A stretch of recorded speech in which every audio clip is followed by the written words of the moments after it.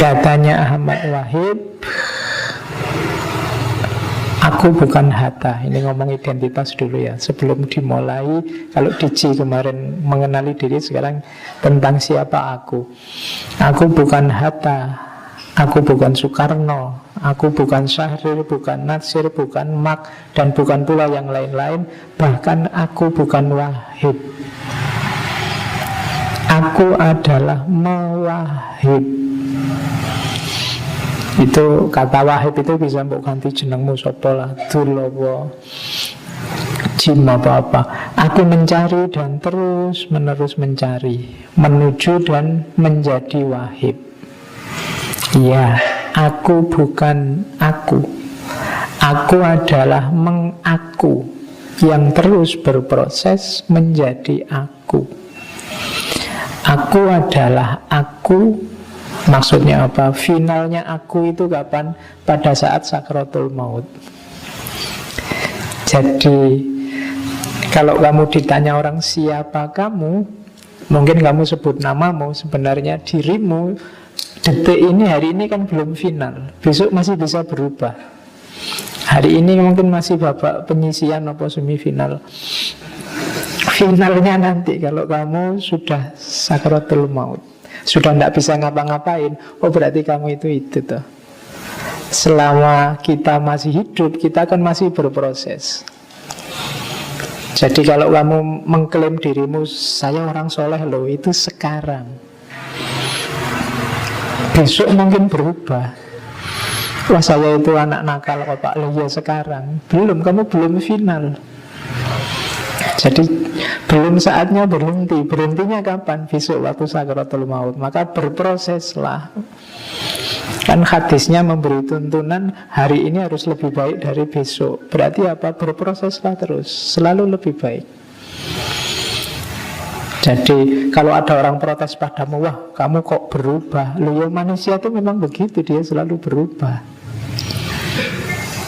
Termasuk kalau pacarmu komplain, kamu gak seperti dulu. Loh ya memang manusia itu gak bisa seperti dulu, dia berubah. Gak ada yang konsisten kediriannya. Kalau dia konsisten berarti dia mandek di level identitasnya. Jadi katanya Ahmad Wahid, aku bukan aku. Aku juga apalagi yang di luar aku, Soekarno, Natsir, enggak.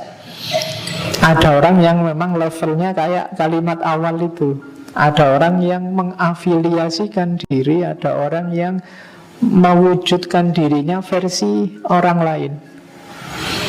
Kamu yang mengidolakan siapa itu, terus biasanya kamu bentuk dirimu versi idolamu. Itu yang membuat Ahmad Wahid bilang, enggak, aku bukan Hatta, bukan Soekarno, bukan Syahrir, bukan Natsir, bukan Mak. Meskipun mungkin suka dengan orang-orang itu, respect dengan orang-orang itu, tapi enggak seperti orang-orang itu. Bahkan dengan aku sendiri juga enggak. Jadi aku ini sosok yang berproses. Aku bukan wahid, tapi aku mewahid. Jadi kalau namamu Abdul, ya kamu Abdullah. Oh bukan, aku me-Abdul. Jadi sedang berproses menjadi Abdul yang sejati, doakan. Nah, itu yang jadi membangun identitas yang pertama itu. Jangan berhenti. Kita belum ada di babak final. Oke.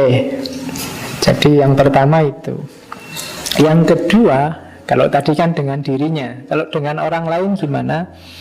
Aku ingin orang menilai dan memandangku sebagai suatu kemutlakan, absolute entity. Sebenarnya kalimat awalnya panjang. Kalimat awalnya itu kayak Ibnu Arabi itu, aku bukan Buddha, aku bukan Kristen, aku bukan Muslim, aku bukan humanis, aku bukan Marxis, tapi aku semuanya itu. Aku ingin orang menilai dan memandangku sebagai satu kemutlakan. Aku. Tanpa menghubung-hubungkan dari kelompok mana saya termasuk, serta dari aliran apa saya berangkat. Memahami manusia sebagai manusia.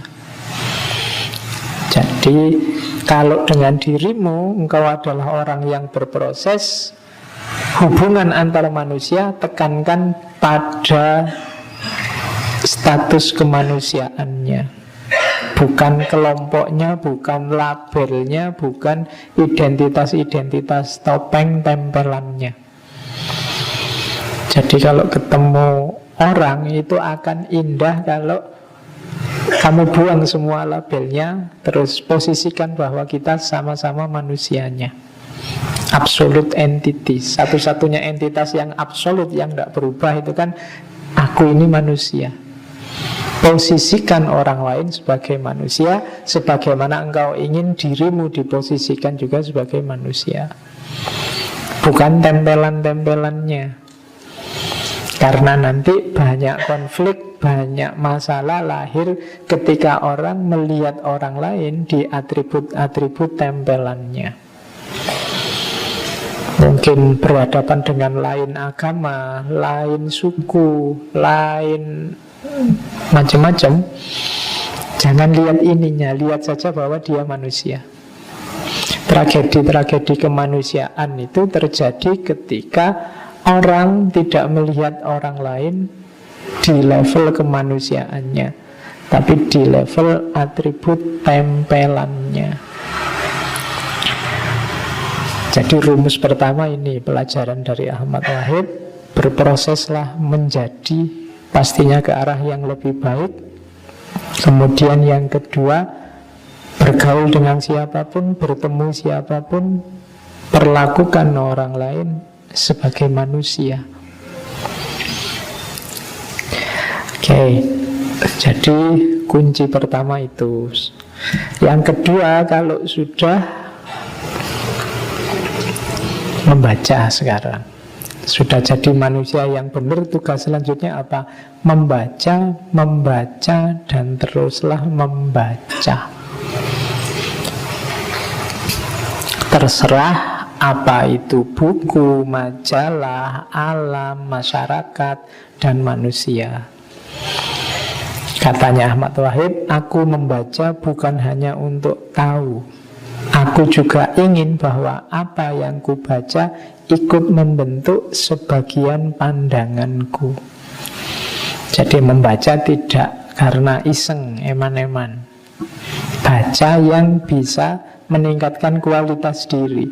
Karena itu aku mencerna, memeras dengan modal intelektualitas dan kepribadianku yang sudah ada, agar dengan demikian kepribadianku menjadi lebih kaya dengan intelektualitas yang tersedia dan dalam pergulatannya dengan situasi. Memang aku dahaga akan segala pengaruh. Karena itu kubuka bajuku, kusajikan tubuhku yang telanjang, agar setiap bagian dari tubuhku berkesempatan memandang alam luas dan memperoleh bombardemen dari segala penjuru. Permainan yang tak akan pernah selesai ini sangat mengasyikkan. Hanya orang berani, orang pemberani yang bisa dan mau melakukan seperti yang dilakukan Ahmad Wahid. Saya tidak yakin kalian berani. Jadi yang pertama apa? Buka dirimu lebar-lebar. Itu kan dikiaskan dengan buka bajumu. Biarkan apapun pengetahuan, apapun bacaan masuk, mempengaruhi pandanganmu juga tidak apa-apa. Biarkan semuanya membombardir dirimu. Kalau kita hari ini kan nggak terlalu pemberani kayak Ahmad Wahid. Kita bacaan aja kan milih-milih. Jangan baca itu, nanti sesat. Oh jangan ustadz itu, nanti kamu terpengaruh. Jangan, itu kan kita tidak terlalu pemberani. Tapi orang seperti Ahmad Wahid, dia berani. Biarkan semua datang, biarkan semua masuk, mempengaruhi, ayo. Oh, itu kan perilaku yang tangguh secara intelektual. Kalau kita hari ini kan masih banyak filter-filter, takut ini, takut itu, khawatir imannya goncang, khawatir apalagi keyakinannya beralih. Kita lemah. Orang yang khawatir-khawatir itu kan biasanya orang yang lemah, dan batas hidupnya di situ. tidak bisa berkembang. Maka Ahmad Wahid nantang kita, berani tidak kamu buka bajumu, biarkan semua masuk. Jangan khawatir masuk angin, tidak apa-apa, nanti keroan. Ya. Jadi yang bisa semacam ini hanya orang tangguh. Bacalah semuanya. Jadi ketika Jibril datang pada Nabi Muhammad terus bilang bacalah, itu seolah-olah baca, semuanya kamu baca. Tidak dibatasi apapun biar mempengaruhi hidup kita. Semakin, saya sering bilang, semakin banyak wawasan, semakin tambah pengetahuan, semakin berkualitas hidup, semakin kuat kita menghadapi banyak masalah. Hanya saja membaca saja itu tidak cukup.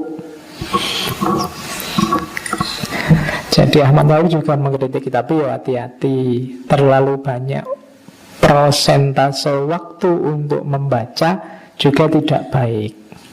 Kita hanya sekedar akan menjadi reservoir ilmu. Pemikiran otentik yang kita adakan maksimal hanya dalam kerangka kemungkinan-kemungkinan yang diberikan dalam suatu buku dan perbandingannya dengan buku sarjana-sarjana lain. Ya jangan cuma baca saja, karena kita hanya akan jadi tandonnya buku-buku, tidak kreatif. Membaca ya, banyak wawasan ya, tapi jangan berhenti di situ. Nanti kita jadi perpustakaan. Kan ada orang itu, wah dia pinter banget kayak perpustakaan berjalan. Buat apa perpustakaan berjalan? Banyak membaca harus diimbangi dengan banyak merenung dan banyak observasi langsung. Merenung itu mencerna informasi yang kamu dapat. Kalau agama menyebutnya muhasabah, refleksi. Bacaanmu tadi kan gitu, gunanya untuk dirimu apa? Cara memakainya yang bagus, yang maslahat, yang manfaat untuk lingkungan sekelilingmu apa? Itu namanya muhasabah. Jadi setelah membaca, merenung plus mengamati, observasi. Lihatlah lingkungan sekelilingmu, observasi langsung. Harus ada keseimbangan antara membaca, merenung, dan mengamati. Dengan demikian kita akan mampu membentuk pendapat sendiri dan tidak sekedar mengikut pendapat orang atau memilih salah satu di antara pendapat yang beda-beda. Seperti saya bilang, kalau tanpa merenung, tanpa mengamati, bacaan kita banyak, biasanya kita hanya ngutip, menurut. Pokoknya kalau nulis makalah, kalimat awal tiap paragraf mesti menurut. Ya, menurut ini, terus kalimat selanjutnya menurut ini, menurut terus. Ayah, enggak, kalian juga harus refleksi juga dong, kontekstualkan dengan hidupmu. Yang kamu baca tadi, kamu setuju enggak? Alasannya apa kamu setuju? Atau kamu enggak setuju? Kalau enggak setuju, argumenmu apa? Kan gitu, itu namanya refleksi. Gunanya apa kamu ngerti ini? Manfaatnya apa untuk dirimu, untuk masyarakatmu? Jangan berhenti di membaca saja. Membaca, ya merenung, ya observasi. Biar ilmunya tidak hanya jadi ilmu. Oke, jadi diawali dari membangun identitas, kemudian perilaku membaca, merenung, mengamati. Bekal kita sampai nanti ini sebagai kelompok elit intelektual, sebagai khalifatullah fil ard.